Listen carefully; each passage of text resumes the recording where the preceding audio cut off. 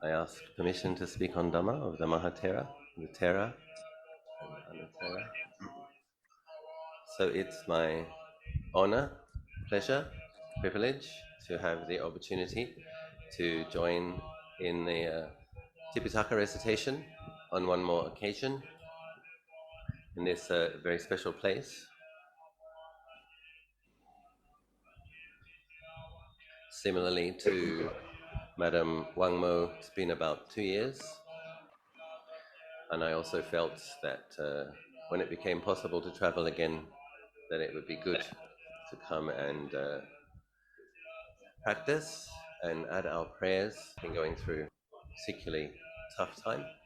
So those Buddhists who have faith, I believe His Holiness the Dalai Lama once said that auspicious activities, wholesome karmas performed in Bodhgaya are 7 times more potent than other places. So whatever good things we can do here is useful. So I've been asked to give some reflections on some practical, skillful dhammas, just giving a little bit of a background and review first. Of course, here we are in Bodhgaya. Lord Buddha, when he was a great yogi, first saw Dipankara Buddha, and he was so impressed by Dipankara Buddha's incredible qualities, and he was also aware, as Sumedha, of his own spiritual might in a way. He was mindful that on that day, if he listened to the teachings of Dipankara Buddha, he could be liberated. He could have become one of the Arahants. But because he already had, I believe, all 8 of the jhanas, he had amazing samadhi, quite remarkable abilities, and he saw this huge following behind the Buddha, many, many, many Arahants, and he had the thought, well, why don't I also be a cause to help a multitude to cross over from samsara into nibbana?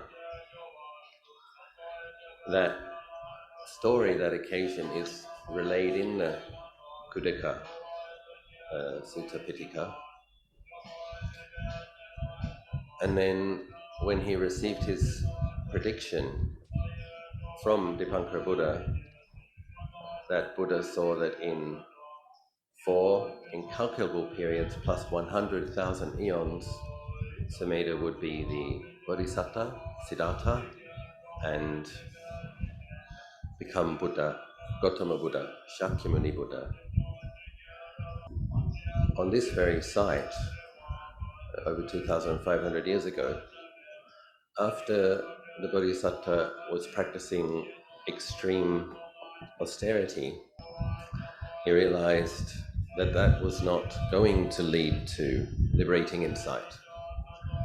He was practicing patient endurance with the extreme physical pain of sitting a great deal and eating very little, and during that time he wasn't allowing his mind to absorb into any samadhi absorption, so he was relying purely upon patient endurance and determination.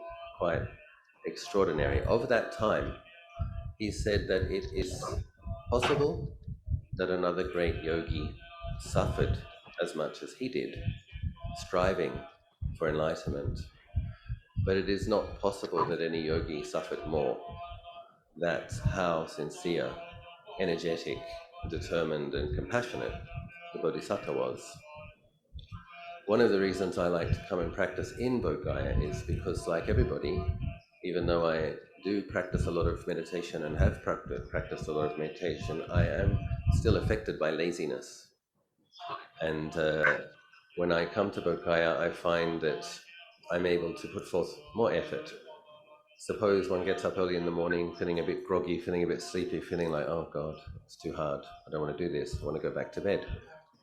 Then opening one's eyes, looking at the Bodhi tree in front of one, and seeing that, recollecting that the Bodhisattva put such extraordinary causes into his.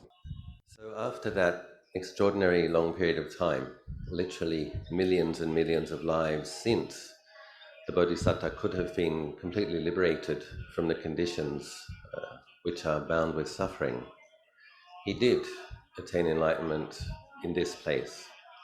And I was saying one of the reasons I like to come and practice here is because although I am very committed to my formal practice, I am also still affected by laziness, and I'm not diligent all the time.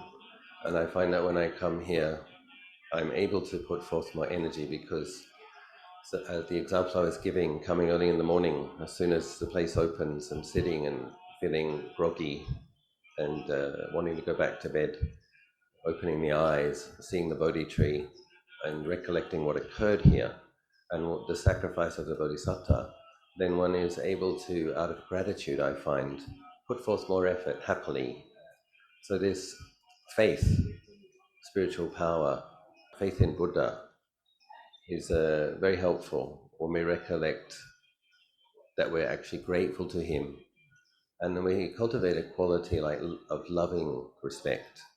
I think it's very helpful to actually love the Buddha, and because this good energy of faith, of love, and of respect, this is what we need to then channel and translate into a diligent, committed practice. And you see in Bodhgaya, the people of the Tibetan tradition really cultivating their devotion with their full-length prostrations and bowing all day.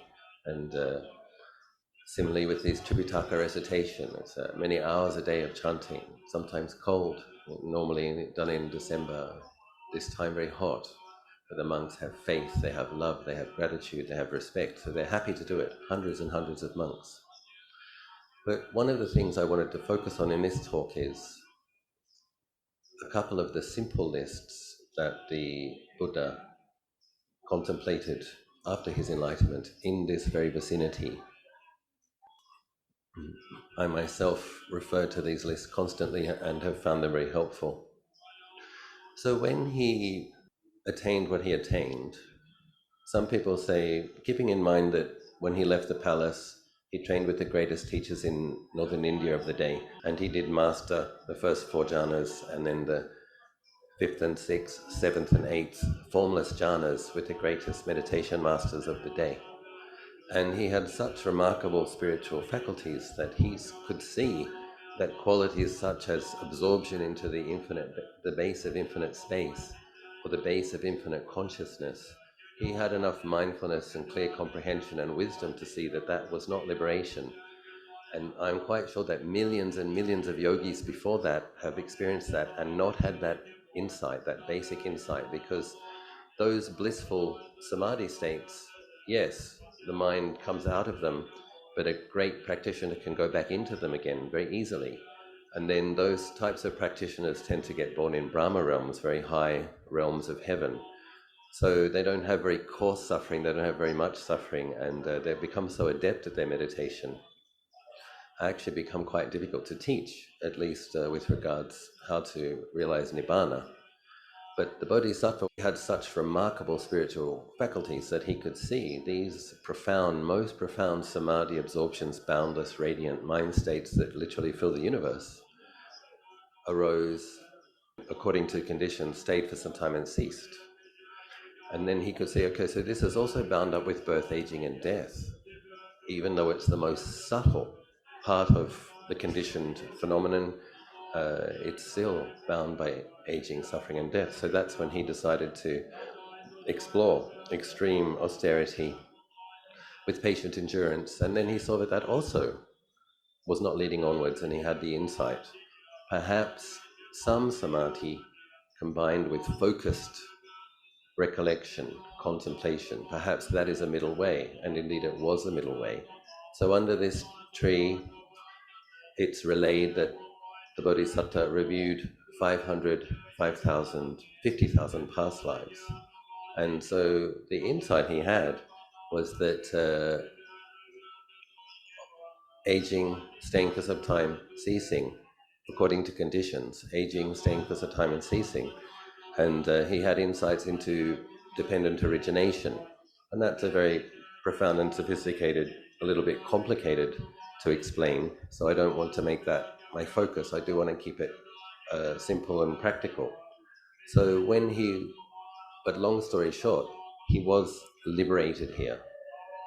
When he was looking at his wife and baby before he left the palace, he was seeing that in his current situation, he was subject to aging and death. So was his wife, so was his son. With a heart, the phrase they use is with a heart quivering with compassion for all beings, the Bodhisattva was determined to discover the deathless.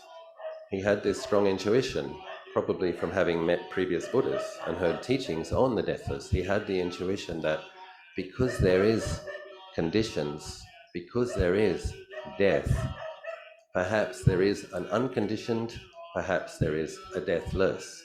And that's what he realized under this tree, that there was. When he was Nibbana, the unconditioned. So when the Bodhisattva realized Nibbana and became the Buddha,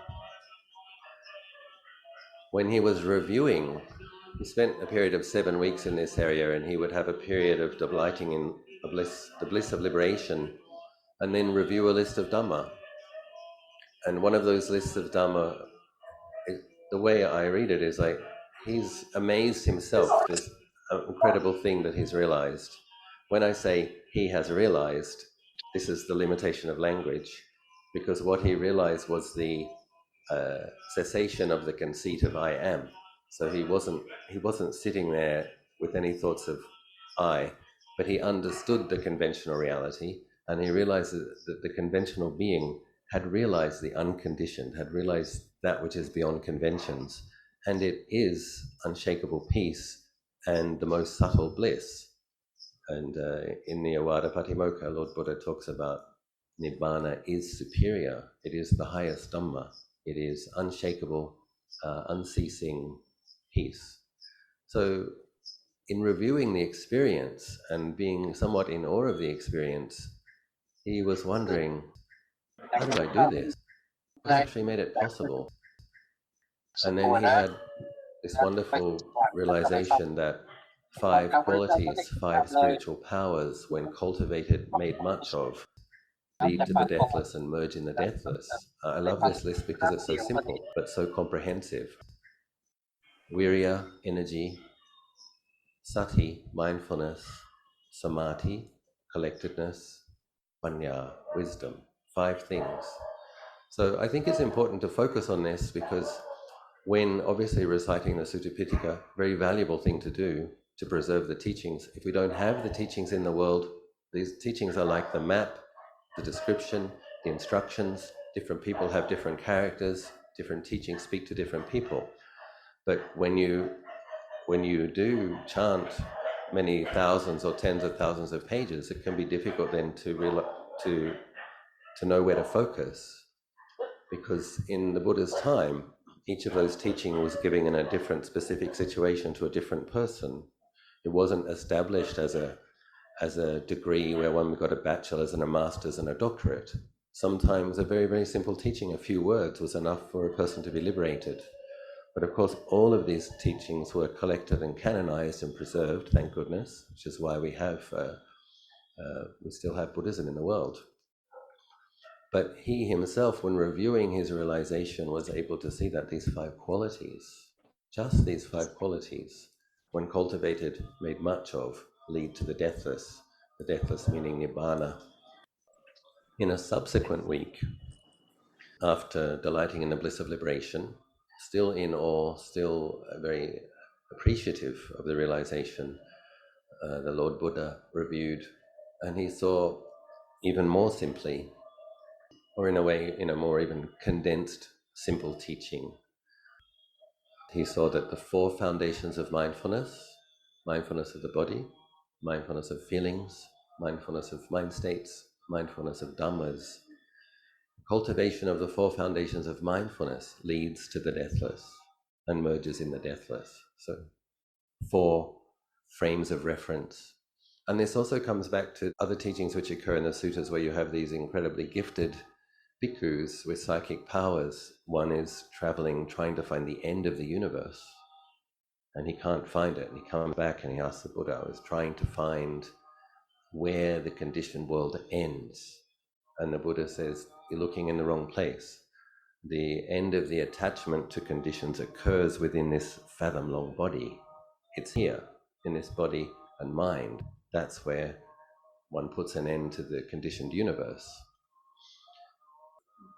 In another sutta, in the Anapanasati Sutta, the instructions on breath meditation, in the introduction, simply one paragraph, Lord Buddha is explaining to a large gathering of bhikkhus in the Savatthi area that breath meditation he described as being the crown jewel of all meditations, suitable for all character types, the crown jewel in the crown of all of the meditation methods that he recommended. And he gave the teaching on how to practice breath meditation. But in this first paragraph, he said, through cultivating breath meditation, through practicing breath meditation, one cultivates mindfulness of the four foundations. In cultivating mindfulness of the four foundations, the 7 factors of enlightenment are brought to fulfillment. And in fulfilling the 7 factors of enlightenment, the mind is liberated. Again, I just like to point to a very pithy, potent paragraph. The practice of breath meditation, if one is practicing breath meditation with the intention of clarifying, strengthening, stabilizing this quality of mindfulness, clear knowing, awareness, then it fulfills the 4 foundations of mindfulness. In fulfilling the 4 foundations of mindfulness, the 7 factors of enlightenment are fully developed, and that also leads to liberation. So how does that? I think it's one of the biggest challenges that Buddhist practitioners have, I believe. And I've been practicing myself for 26 years, and I'm a teacher, and I've had discussions about practice with many people. I think the biggest challenge most of us have is giving the kind of importance that is required to the simple, basic practices. The mind likes sophisticated ideas, the mind likes philosophy, the mind likes amazing concepts, wonderful stories. But Lord Buddha is saying that it's the quality of mindfulness that's going to liberate the mind. So all of the teachings Lord Buddha laid down when he gave the description, the things that the Buddha knows are equal to the leaves on the trees in the forest. But the things that the Buddha teaches is a handful of leaves, the cause of suffering, and the practices that lead to the cessation of suffering. So that's his preferred focus. And so this is something that we all need to constantly remind ourselves. What's the handful of leaves? What is going to lead to the cessation of suffering in this body and mind? And so this is where we have the commitment to daily meditation practice. Lord Buddha described that the 3 ways to develop wisdom: listening and contemplating. That's the Suttamaya Panya. All of this memorizing, chanting, reciting suttas, perfectly valid, recognized and explained by Lord Buddha as being, yes, one way that we cultivate wisdom. The next level of wisdom comes through really considering the teachings that we've heard. Does that make sense? And seeing that it does, developing conviction in a strong belief and a strong faith in the validity, the correctness of the teachings. And some insight coming through wisely reflecting and deeply considering. One develops conviction in the Buddha, his teachings, one's own potential, abilities, and in the fact that many other beings, the Sangha, have realized those same teachings and that same liberation. Then there's the 3rd level of wisdom, the Chittamaya Panya, where one has to actually have insight on a deeper level of the reality of the mind. So that's the vipassana insight, And my teacher Tanajanan also talks about temporary liberations, tatanga vimutti, where through consistent, diligent, regular practice, the quality of mindfulness gets stronger. And I ordained in the Ajahn Chah lineage, practice with some of Ajahn Chah's realized disciples. And my understanding, trying to keep it simple, trying to keep it condensed, my understanding of the focus of Luang Por Chah's teaching was that consistent quality of right mindfulness ripens as right collectedness. So in the monastic training, we're trained to wear our robes properly. We're trained to put down our bag quietly. We're trained to walk softly. We're trained to be quiet in certain areas. It's a training from waking up to going asleep. When you wake up, before you leave your dwelling, you pay respect to the Buddha. When you go into the meditation hall, you pay respect to the Buddha. Certain ways of doing everything all throughout the day, which one uses as tools to develop mindfulness, to keep the presence of awareness in the body, so that when you come to meditate, there's already some presence of awareness there.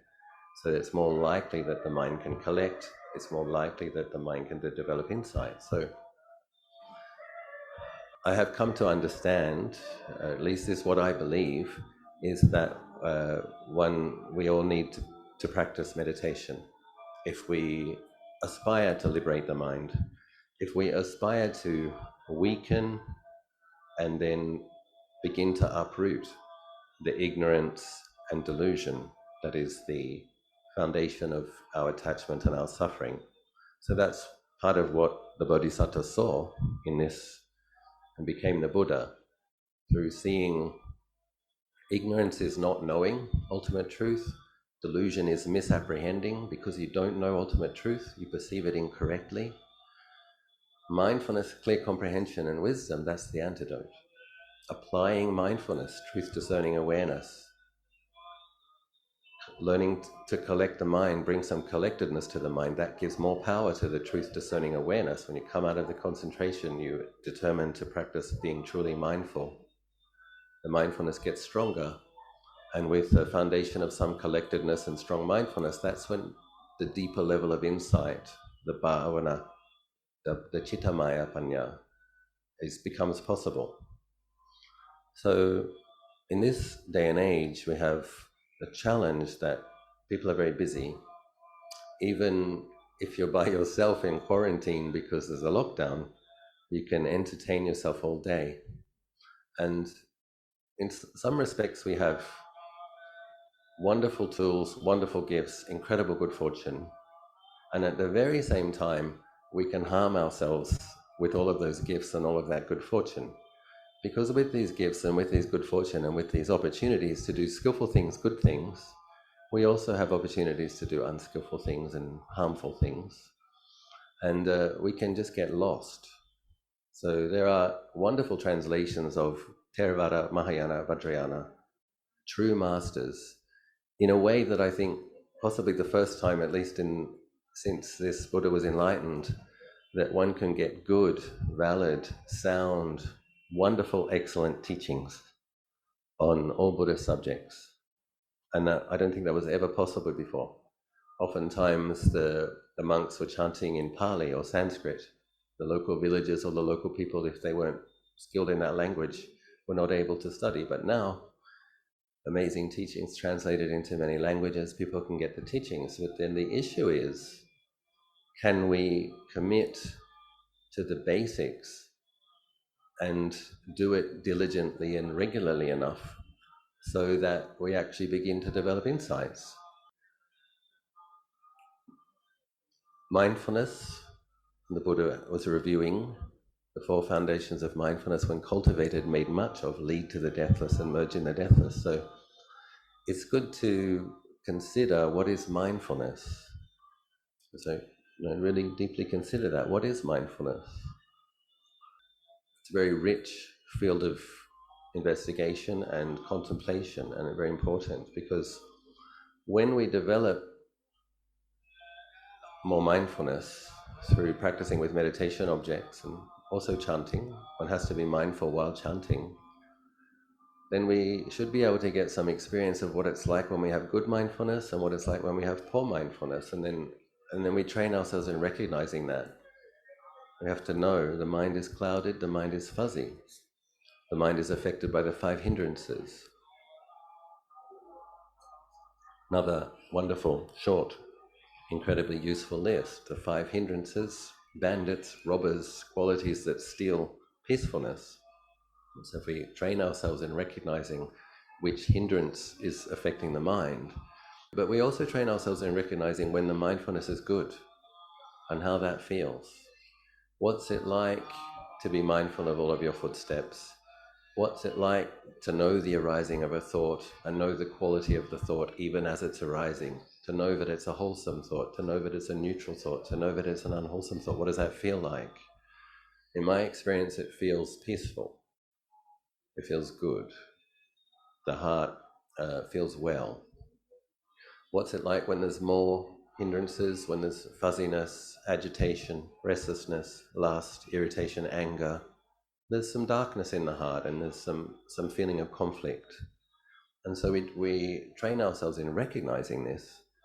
And one of the things I think that one of the reasons people don't commit to a daily meditation practice is when they come and they sit and they feel like, I can't do it because there's just too much thinking or too much sleepiness. And this is not true. What's occurring in such a situation is a person is judging their practice and dismissing the practice, so adding a kind of a layer of aversion, second of the 5 hindrances.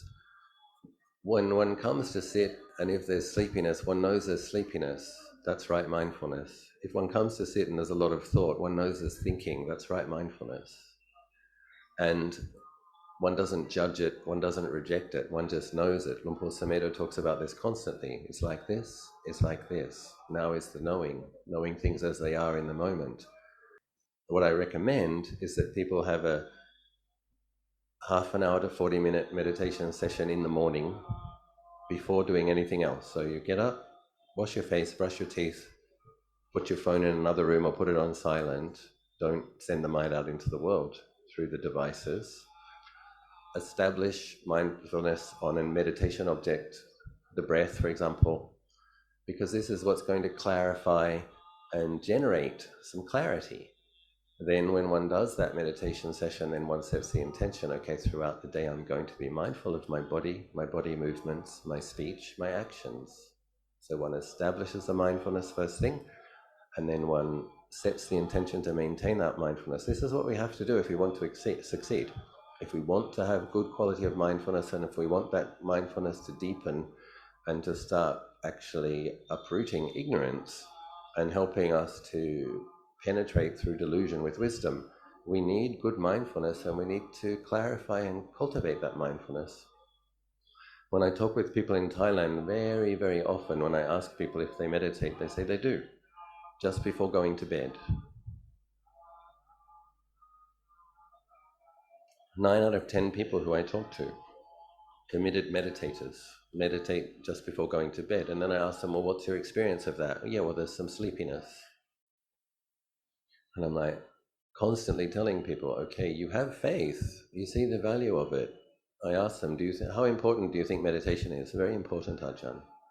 So then I ask them, why are you doing the most important thing last? Please reorient your priorities, and you already have the faith, you already have the commitment. Now it's time to just give it the priority that you know it deserves. Wash your face, brush your teeth, do some chanting, and sit at the beginning of the day.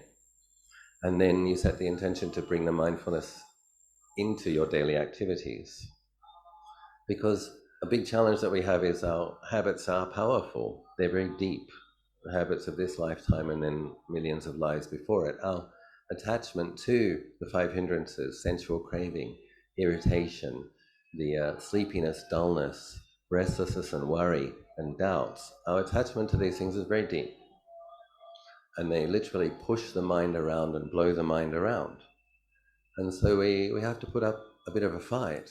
We do have to be very serious about realizing, if we want to realize what Lord Buddha realized, if we want to cultivate in the way that he said we should to liberate our minds, then we have to put up a bit of a fight there. We have to wrestle, and it's not a it's not an aggressive fight. It would be really wonderful, because the mind would love that. It'd be really wonderful if, like in the Matrix movies, you could, go into the Matrix and get all the guns and the boots and the leather and train jumping, doing flips on walls and backflips and killing the baddies. And the mind loves that. The mind loves a drama. The mind loves being someone who's going to get rid of something. But unfortunately, that's not the qualities or the activities or the metaphors that's going to liberate the mind. What's going to liberate the mind is present moment awareness, which is very clear and very still. It's not exciting, it's not sexy. Ajahn Sumedho often says, sometimes meditation quite boring. And if there's a sense of self there that wants to be excited, wants to be entertained, meditation can be boring. But we develop an appreciation for qualities like peace, contentment, well-being, absence of suffering. If we can establish the daily meditation practice and first thing in the morning, what normally happens is people see the benefits. They find that they're less reactive. They find that they might be having a reaction and they're about to say something and they can stop themselves quicker. Whereas in the past, they might realize afterwards, I really wish I didn't say that. I got irritated, I lost my temper. But if a person practices first, sets the intention to be mindful, they might be halfway through it and tell themselves, stop, this just makes it worse. Or they're about to say it and they can stop themselves. And then people will see, oh, this really works actually. This establishing clarity and setting the intention to train the mind, contain unwholesome dharmas and cultivate wholesome dharmas, it works. When one begins to see the benefits, then naturally one wants to do more. So I then recommend adding the second session before sleeping. And similarly, as the process deepens, when people do that, sleep better, have less bad dreams, wake up feeling more refreshed. Friends start to say to them, you look really good, what are you doing? And it's like you're meditating more. And then if possible, one eventually adds a session in the afternoons, so that formal meditation practice becomes something that one does in the morning, in the afternoon, and in the evening every day. In busy times, it might be 20 minutes. 20 minutes in the morning, 20 minutes in the afternoon, 20 minutes in the evening. When we have more time, we increase it. 40, 40, 40. We have more time, we increase it to an hour. So in my life, as a meditation monk, I try to meditate in my normal life. Back in Thailand, try to meditate 5 times a day.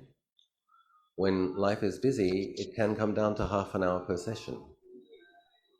And but I won't miss, in general, unless I'm traveling or sick, I will not miss doing some practice in the morning, in the afternoon, in the evening, because I just see that my own mind is so much happier, less reactive, there's more clarity, more well-being, more metta.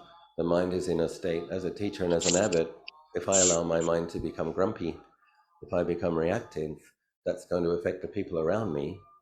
So it's sustainable and wise to keep the mind in a good space.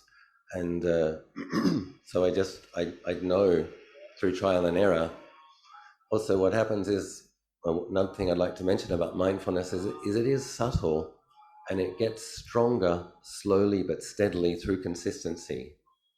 And there isn't really a kind of a there's not really an instruction manual how to take fuzzy, ordinary mindfulness and make it good, resilient, clear mindfulness. So I'm trying to explain to you, giving you a manual for how to make ordinary, fuzzy mindfulness good, clear mindfulness. So I know from my own experience that if I drop the practice for a few days, when I pick it up, I'll just say it this way, it degenerates much more quickly than it develops. So if you're putting forth effort into cultivating more and more mindfulness and you're getting good mindfulness, it's in your best interest to take care of it. Because what happens if we let our practice drop and get very busy, the hindrances take over again. It can take a long time to get back to where we were before we let things slip. So it's in our best interest to have a kind of a maintenance, basic maintenance of our mindfulness, that we do practice trying to be mindful of a meditation object in the morning, in the afternoon, in the evening. And that becomes our foundation. And we can, once we have that habit, we can do more.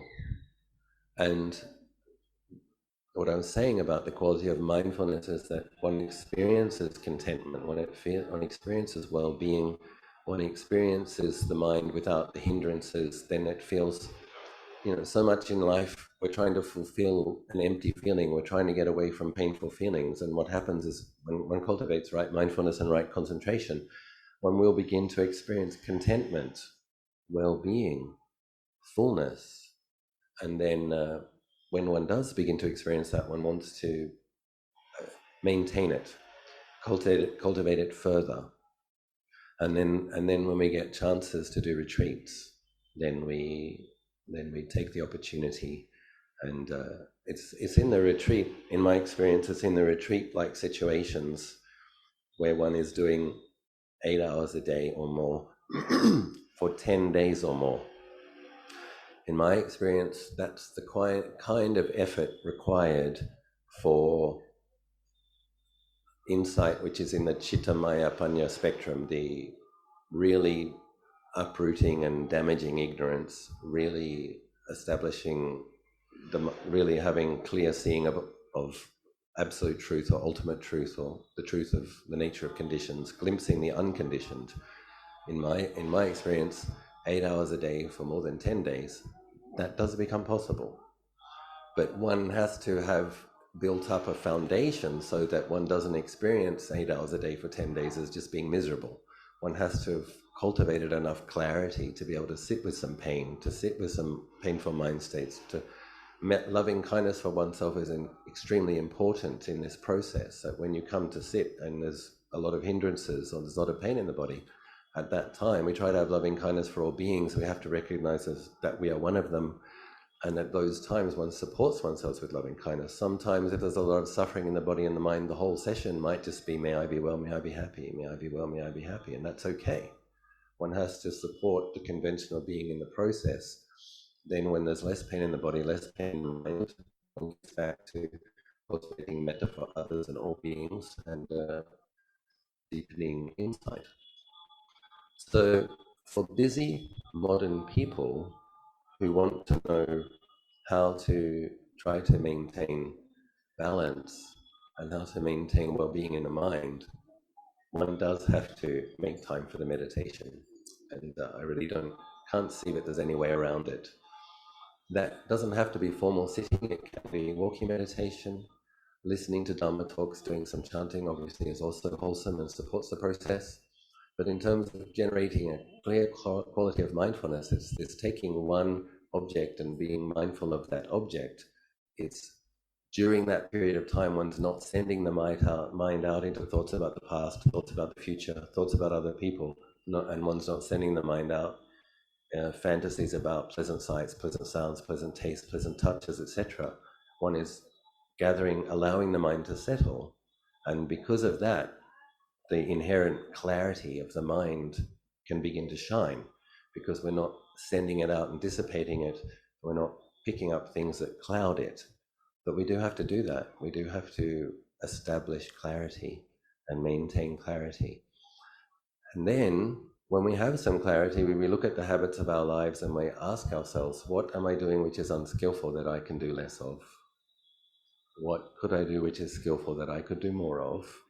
And we have to have a slow and steady, determined approach to doing this. We do have to cut back on things which aren't wholesome, that consume our time. Because in some respects, the world seems to be becoming more dangerous and more volatile, more unpredictable.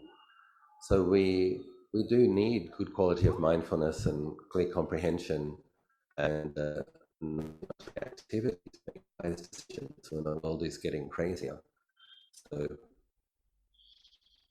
like to encourage you in your daily meditation practice, and rejoice in your practice, rejoice in your faith, and I know one will also wanted to give people opportunity to ask questions, so I would also be happy to answer questions if I can.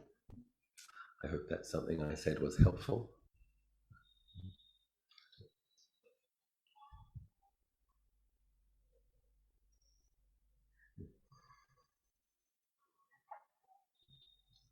Thank you so much, Venerable. If anyone has any questions, would like to come up here and use the microphone. Thank you. Venerable, my question is that when we read the history and geography of the world, we see that the human were 10,000 years ago, humans were like living in caves, like animals. But in our scriptures, it talks about so many thousands or hundreds of aeons or lives. So how is this is possible? I think it's important to be mindful that what you read in history books and science books isn't necessarily the truth. But with regards how one practices with a doubt like that, I mean, I think it's I was just saying that doubt is one of the 5 hindrances that robs peacefulness. In terms of you cultivating the mindfulness and wisdom that's going to liberate you, you can ask yourself, is this doubt actually useful? Or is this doubt robbing my peacefulness? Is this doubt wasting my time and wasting my energy? What can I give my focus to that would actually be useful to me? That would be my suggestion. And sometimes if we're not ready to take on, like I myself have no doubt, I'm quite happy to believe that Kakusando, Konagamano and Kassapa Buddhas arose in this world system during this eon. But it's not necessary to believe that. You can not know. And there's a wonderful humility and there's a lovely quality that comes in mind when you say, okay, well, the Buddha's saying this and these people are saying that, and I can't kind of make peace with that. But one way that you can make peace with it is just say, I don't know. And it's okay not to know, because the mind that doesn't know has some quality of modesty and humility and is willing to know. I'd be interested to know, but I can't verify that for myself yet, and I don't know. And I find that's quite peaceful. นมัสการ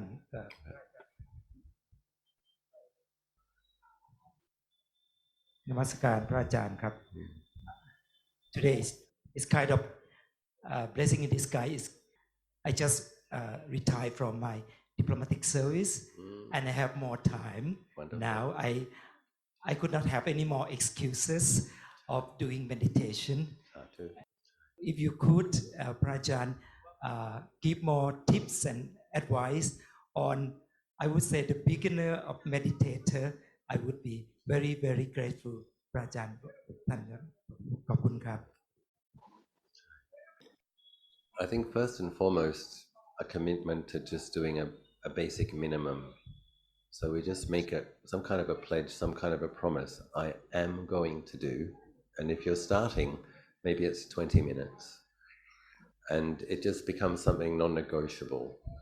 And then one has to have a lot of patience and compassion and kindness towards oneself as one sits with what the Buddha called the monkey mind. That's not an easy thing to do. It's kind of humiliating, embarrassing.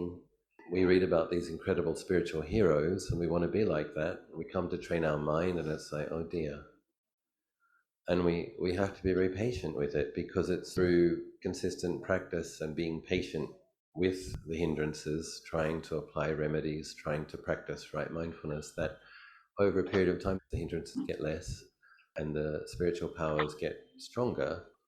But it's the consistency. And so what can you do?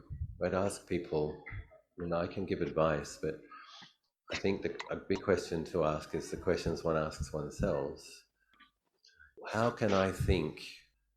What will move me? What is it? What's a way that I can think? What's an attitude that I can take? What's a way that I can look at things that will cause me to to be able to make that commitment? Is it the mindfulness of death, that death could occur today?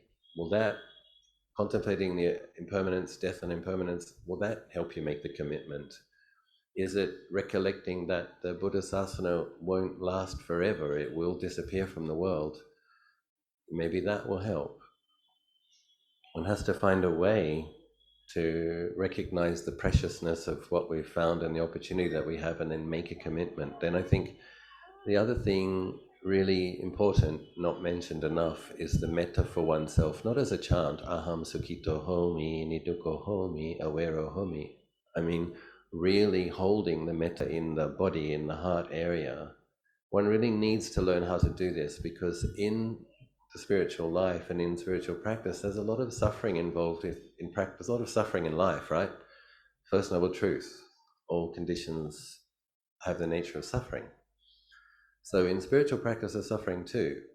But Luang Por Chah says the suffering that one experiences while practicing is suffering that leads to the end of suffering. And the suffering that one experiences just outside of practice is just more suffering, with not much particular benefit. But if we understand that, in a way we have to have faith, this faith, spiritual power. Have faith that your practice is valuable. No matter how much thoughts, no matter how much dullness, no matter how much restlessness, is valuable, it's precious. It's the murky water from which the lotus will grow and blossom and finally blossom above the water. That's where the lotus is, that's where the practice is. I mean, Luang Por Chah, reading Luang Por Chah is very helpful, because he always keeps coming back to these really simple analogies which really kind of catch it. He's like, the place where the suffering is, that's where the practice is. It doesn't say you shouldn't suffer. And Luang Por Liam, my preceptor, the place where the darkness is, that's where the insight occurs. So it's this, we have to get away from this dualistic, contentious, judging suffering, thinking that practice is just about bliss, serenity, and happiness, and understanding that spiritual practice is about patience, loving kindness, cultivating clarity and determination, and beginning to have insights that the cessation of suffering is right where the suffering is, and the lightness, the illumination of Dhamma occurs through seeing the darkness. Don't have to contend with it, but you do have to keep applying mindfulness to it, gently, consistently. But whatever it is, whatever way of thinking you have that can make you commit. People have different character types. And what is it? What can you do to make the commitment? And one thing I think is very helpful is your modern devices will tell you how many hours you spend on them per day. If you set up in your settings a daily reminder or a weekly reminder how many hours you spent on your device, then you might realize that you are spending a lot of time in distraction and could make more time. And then you might need to set some parameters. If your device tells you were on it for 10 hours a day, you might need to make some kind of a commitment that you won't be on it for more than 5 hours a day. Maybe there's an alarm. You can set an alarm, but you really have to be truthful. Where is the time going? Where can you make more time for practice? And I recommend not looking at the phone when you wake up in the morning. That's your time. Go to bed a bit earlier, get up a bit earlier. Don't look at the device which sends your mind out to the world. I mean, the technology, we have to recognize that technology's changed the way we experience life. When I first became a monk at Wat Nanachat 27 years ago, the wall really was a wall.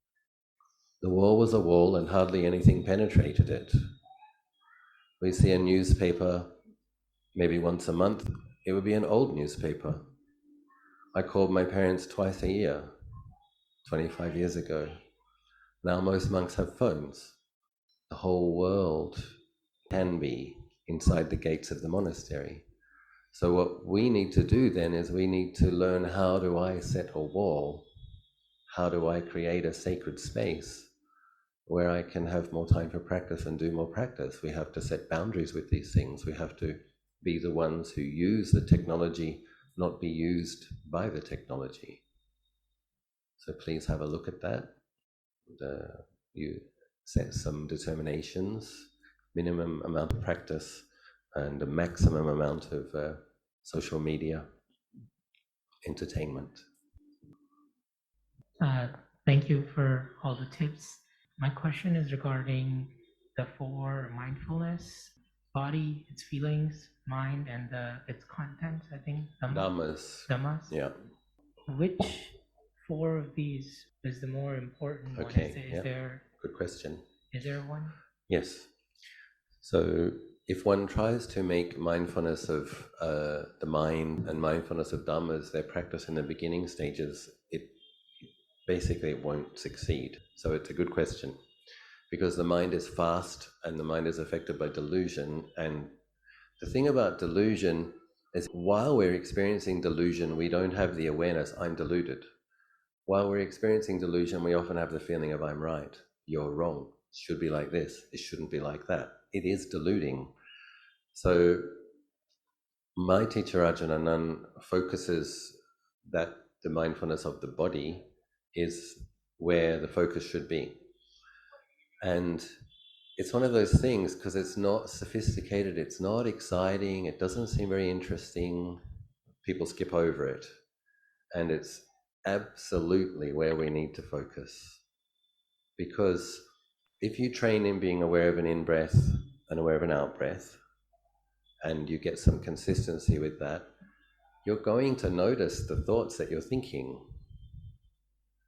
You're not trying, that's not your intention. Your intention is to be aware of the feelings of the breathing. But what happens? You start thinking about, it's hot, I want ice cream. You notice that. I'm sleepy, I want to sleep. You notice that.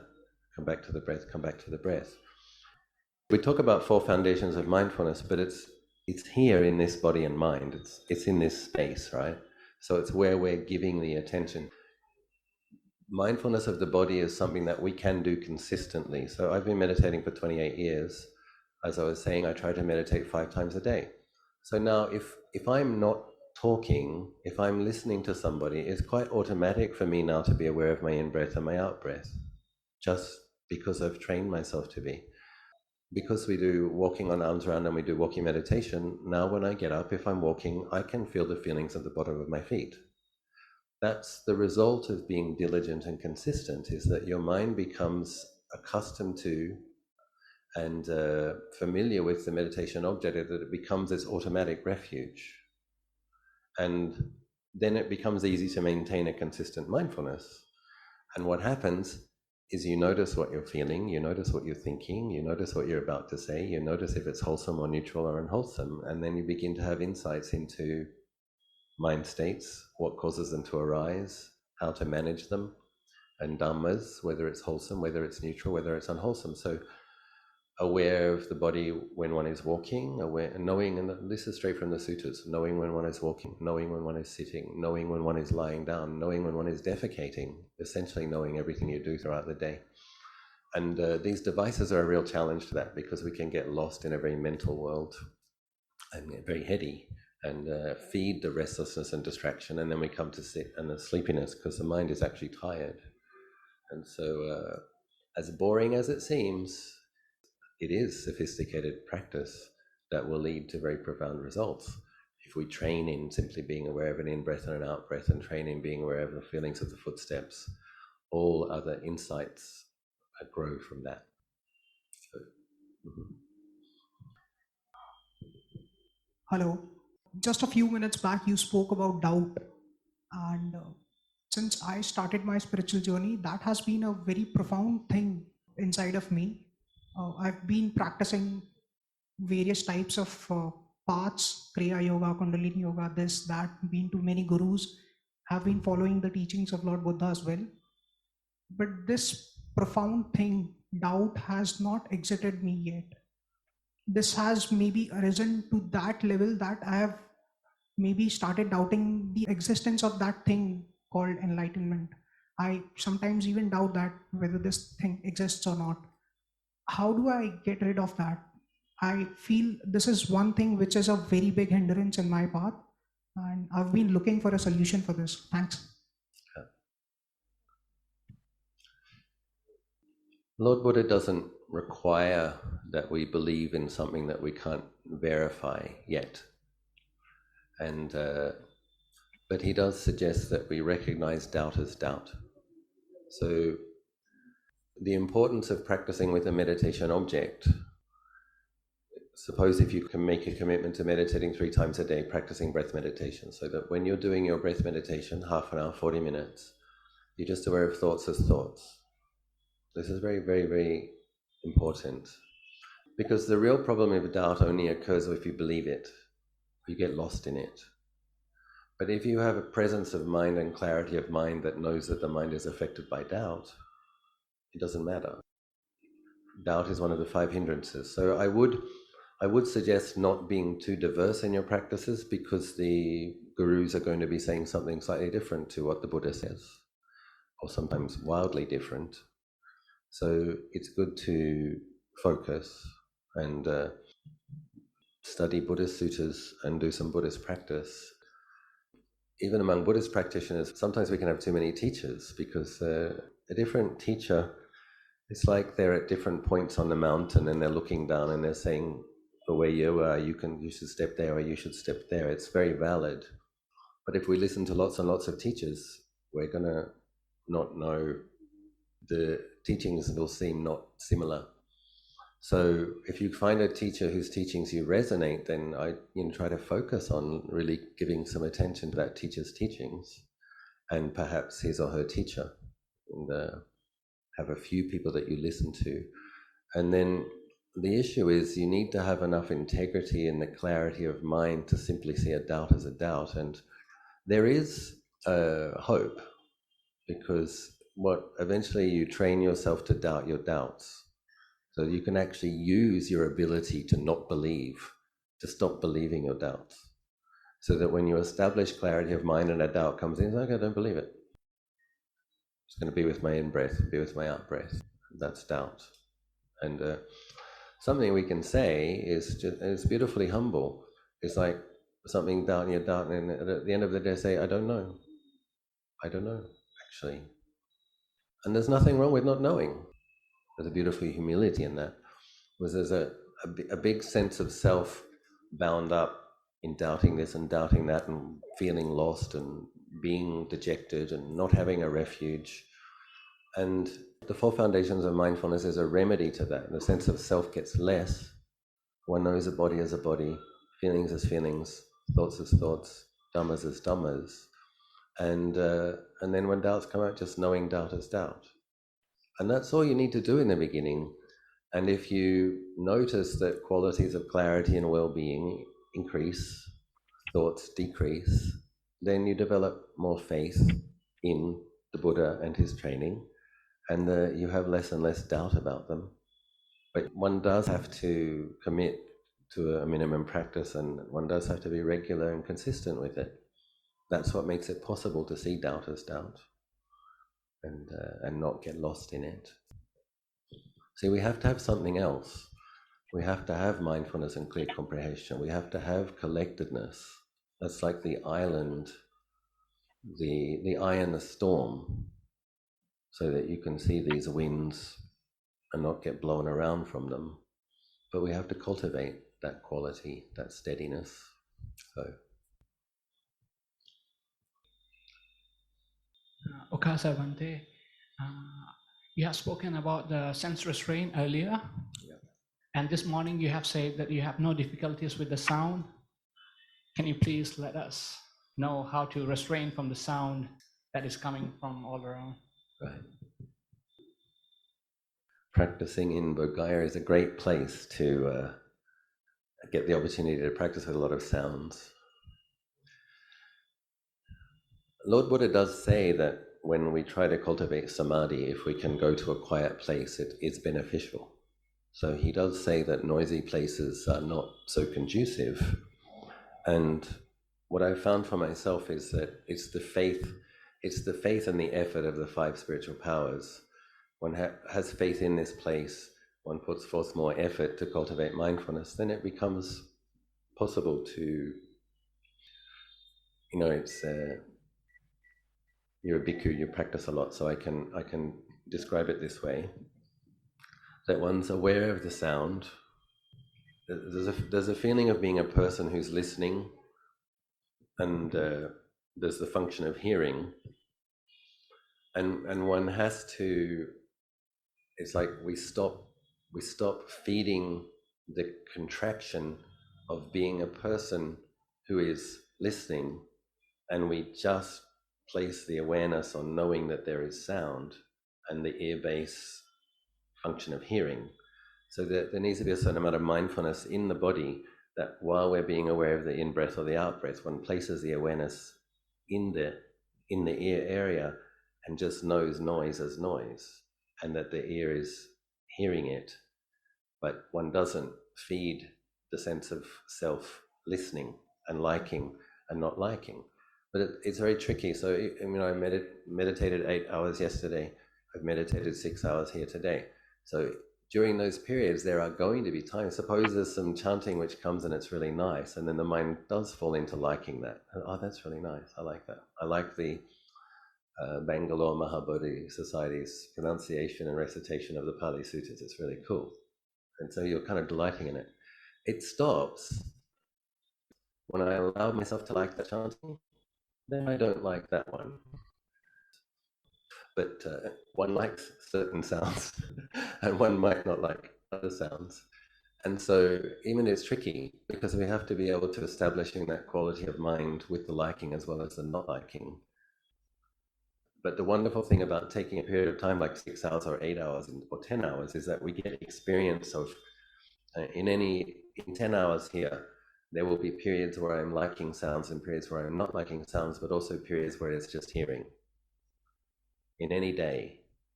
And having that as the frame of reference. This is what it's like to like, this is what it's like to not like, and this is what it's like to have a centered, steady mind, which is just aware of hearing. But if one is going to practice in a noisy, busy place, I think it requires a lot of practice to be able to have that clarity. And for myself, I find it interesting and I find it a fun challenge. And I think that's a helpful attitude as well. Like if it's like, oh, okay, the very same noise yesterday wasn't a problem and today I want to kill them.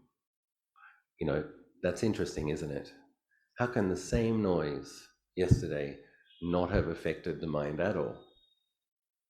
And sometimes even the noise can be the perfect thing that trains us to pull back from it, not identify it, not feed the self-view, and just be with awareness. It can be the thing that helps us find the clarity.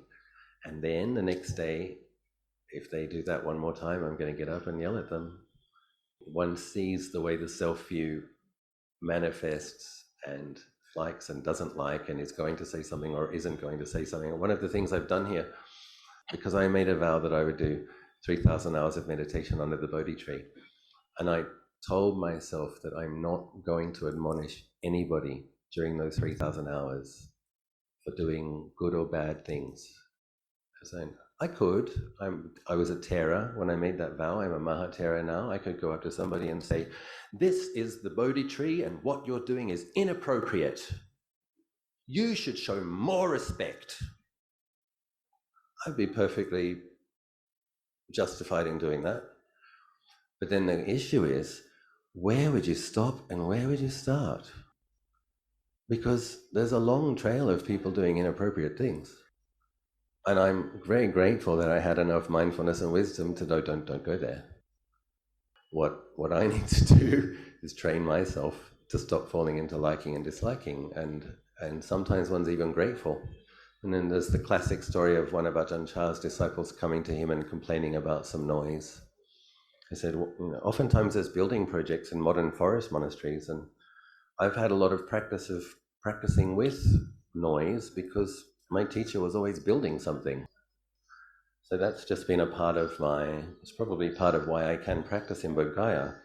There was always trucks, there was always the sound of demolishing 20 years ago's building and building this year's new building.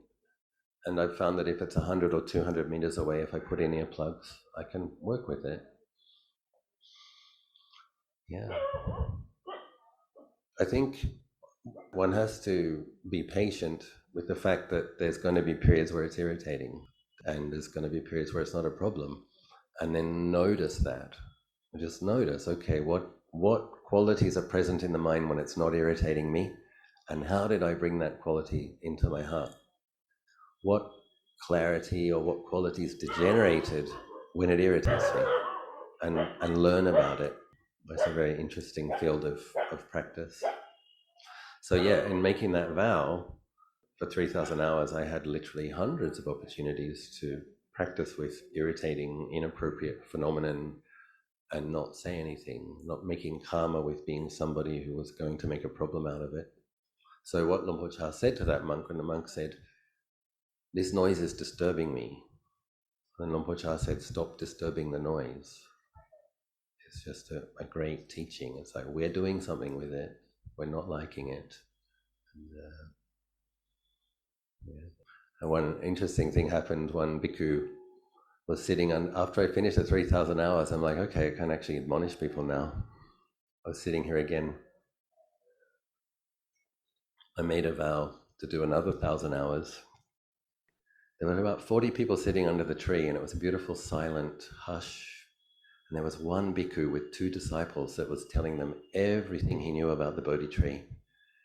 And who planted it, what happened to the first one, and what happened to the second one, and how it died, and who replanted it. And it was this energy of, he was very kind of a little bit intoxicated with his knowledge and very happy to have a couple of people listening. So I looked at my watch and I said, I'm going to give him half an hour. This bhikkhu was 1.5 meters from me. So sure enough, he went for a whole half an hour, and he happened to speak a foreign language that I also speak. And so after half an hour, I said to that bhikkhu, "Venerable, will you be speaking for much longer?"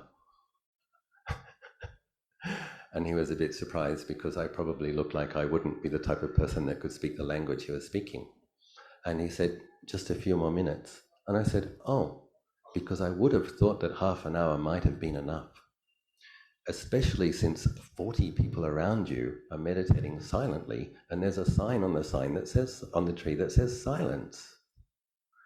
And within a minute, he got up and he left. So eventually I did, okay, what does it feel like to actually say something? And afterwards, I kind of felt like it wasn't really worth it. I'd had more peaceful experiences from just noting it, and understanding that it would arise, stay for some time, and cease. So I only did it once, just as an experiment. Now I've gone back to my not admonishing practice. Thank you, Bhante. We have a couple questions here from our Zoom participants. I'm going to go ahead and read them. I have been practicing Vipassana from the last 2 to 3 years on and off, and I want to explore and to go deeper into it. I want to know the very essence of this life, to be honest. How can we go further being as a householder? I give very limited time. Can we practice the meditation while doing our worldly activities? Metta. Yeah, so I think I've covered it to some degree. One has to have a quality of determination. I don't recommend becoming contentious with having the duties. What I recommend is having a really brutally honest look at it and working out what you can cut back on. So if possible, get to sleep earlier, wake up earlier, get up before the husband and the kids or the wife, whatever it is. Take your quiet time in the morning when everyone else is asleep. Establish that clarity, set the intention, be mindful throughout the day. Then have a look at your schedule. What can you cut back on? Set the determination. But if you do that morning practice and set the intention to maintain your mindfulness, yes, you can practice throughout the day. But as I was saying, you want to be aiming for practice in the morning, in the afternoon, and the evening every day. If you really hope to, what this person said, really wanting to understand the essence of everything, or ultimately what life is about, that's really wonderful. It's a really wonderful thing. A lot of people don't have that. A lot of people don't question. I think there's kind of 2 types of people in the world. There's people that just get on autopilot and think that life is about sensual pleasure and accumulating. And then there's people that wonder, why am I? Why does the world exist? What is this place? And that's a really good thing because it suggests a right spiritual faculty, someone who's interested in truth. This interest in truth, when we cultivate it and cultivate the qualities that help us to perceive things, this will liberate the mind. So it's great that that's there. Then, yeah, you just have to be ruthlessly determined without becoming obnoxious. This is where spiritual practice is hard, isn't it? You have to be ruthlessly determined, but you're a Buddhist, you can't be obnoxious. It's like a lot of practice. You want to be enlightened, you want the jhanas, you want insight, you have to get to the sitting you have to have that in place to get to the sitting cushion. Once you're on the sitting cushion, if you bring those attitudes to your sitting, your mind's not going to become peaceful. So you have to have aspiration, you have to have determination. As soon as you sit on the seat, you have to drop it. You have to be with the breath, one in-breath, one out-breath, humble, patient, and then the results come. It has to be ruthless about where it is that one can squeeze more practice in and cut back certain things, but one can do that graciously. I know one abbot in Melbourne, Tanajan Kalyano, I live with him for a period of time. He receives guests after the meal every day, and at 1 o'clock he says, I have an important appointment I have to go to now. It's a very skillful use of words. And he doesn't tell the people that his important appointment is with his walking meditation path. It's like one gives it the same quality of importance. I have an important appointment that I need to keep. I'll be going back to my monk's dwelling and I will be doing my meditation. So one finds ways to set boundaries, claim time, and then slowly increase. And I think the clarity that comes from practice is one realizes more and more where we can do more practice, where we can squeeze more practice into our life, because clarity that comes from that and the peace that comes from that and the love and the appreciation of the peace, then we become oriented towards how can I integrate this in my life? How can I cultivate more of this? It becomes kind of you have your own insights into where practice can grow in your life and how you can deepen it. I wish this person success in their aspiration. Thank you, Ajahn. We have one last question here. Could Ajahn kindly clarify how we would do the Buddha mantra mentally, even during our daily activities and tasks, especially in conversation with others? Yeah. Much gratitude. So I personally don't do that in daily life. What I do is when I'm doing the meditation, in the formal meditation, and that would be before arms round in the morning and after the arms round, at that time on the in-breath Bud, on the out-breath Do, on the in-breath Bud, on the out-breath Do. But I'm using the Buddho to gently restrain thinking. My meditation object is the feeling of the breath. Throughout the day, I try to be aware of the feeling of the breath, but I'm not using the Buddho because I have to attend to what they're saying and I have to formulate my own thoughts. So during that time, I'm aware of the feelings in the breath. But I've used the Buddho in conjunction with the breath for the 2 morning sessions so that the momentum of being able to come to the feeling of the breath there's already some momentum, some ability to do that. Similarly, when walking, aware of the feelings at the bottom of the feet. If you don't have to be in conversation, I find these hand malas very helpful. So for myself, if I'm walking through an airport or a train station or a hardware store, and there's a lot of visual stuff, and I coordinate my footsteps with this movement, and I do the Buddho, Buddho, Buddho, and I feel the feelings on the feet and the feelings in the hand, and helps me to be in the body in the present. I know one lady who is a CEO who has 200 staff, and she works until 8 or 9 o'clock at night every night. The reason I mention this is because she does do her chanting and meditation every day of her life before she goes to work. And when she's in the car, she recites the Itipiso praises to the Buddha in Pali chant from the condo to the office, and she's able to do 2 rounds of 108 Itipisos a day. So I'm just holding this up as an example. No matter how busy you think you are, I'm telling you, I know one human being with 200 staff who works till 8 o'clock at night that chants and meditates for 1 hour every morning and chants Itipiso verses of praises to the Buddha 216 times a day. It's possible. It depends on one's faith and one's commitment. I also know 2 retired people, both in their 70s, who practice 5 hours of walking meditation a day and 2 sessions of chanting and listen to Dhamma talks. And I call them my foremost disciples in the town of Pitsanalok. I know another couple also in Pitsanalok who during the rainy season retreat made a vow 30 hours of meditation a week during that time. So there are people who manage to, if they have strong faith and strong determination, they do manage to practice. And but one has to have that determination and that faith that it is possible. I'm supported to do my practice, right? But I need to say, I do know lay people who do it. You can do it too. We can do it. Thank you so very much. And so we've heard tonight from a wise elder who practices what he speaks literally, and under this sacred Bodhi tree, more than 3,000 hours of sitting with all kinds of sounds and distractions, and yet to stay very close and connected to the breath. So we offer you this beautiful reminder to please come back, if possible, every year to deliver wise reflections and to share in Dhamma.